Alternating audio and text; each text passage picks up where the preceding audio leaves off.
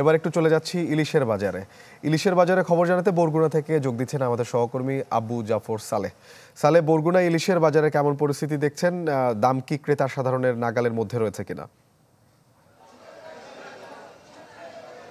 শোভন, আমি এই মুহূর্তে আছি বরগুনার যে বড় মাছ বাজার, যে খুচরা বাজার, সেই বাজারে আছি আমি।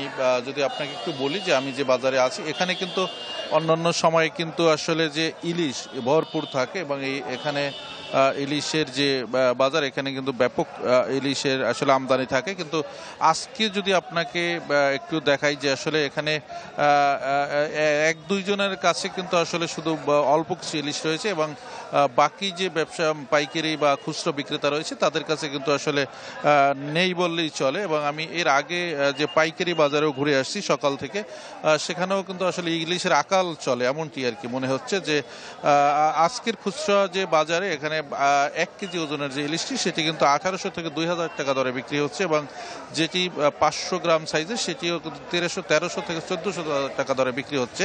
আসলে অন্যান্য সময়ে কিন্তু 1 কেজি ওজনের যে ইলিশ, সেটিও কিন্তু 1300 থেকে 1400 টাকা বা 1500 টাকা দরে বিক্রি হয়, যেটি কিন্তু আজকে কিন্তু প্রায় 1.5 গুণ দাম। এবং এই বিষয়ে আমি আসলে যারা খুচরা বিক্রেতা বা পাইকারি বিক্রেতা এবং জেলে তাদের সাথে কথা হয়েছে, তারা যে বিষয়টি জানিয়েছেন আসলে যে প্রচণ্ড যে এই যে তাপদাহ এবং যে গরম, যার কারণে কিন্তু যে নদীতে ইলিশ মিলছে না, এমনটি তাদের দাবি। এবং যার কারণে ইলিশ না মেলার কারণ না থাকার কারণে কিন্তু আসলে দাম ক্রেতার একেবারেই নাগালের বাইরেই রয়েছে। এবং পাশাপাশি শুধু ইলিশ না, ইলিশের পাশাপাশি যে অন্যান্য যে মাছ রয়েছে দেশীয় প্রজাতির, সে মাছগুলোও কিন্তু যে দাম সেটি অন্যান্য সময়ের চাইতে প্রায় 1.5 গুণ দাম বিক্রি হচ্ছে। তো আমি যদি সব মিলিয়ে বলি, আসলে এই মুহূর্তে আসলে ইলিশ ক্রেতার নাগালের বাইরেই বললে চলে। এই ছিল বরগুনা থেকে সর্বশেষ। শোভন। জাফর, আপনাকে ধন্যবাদ।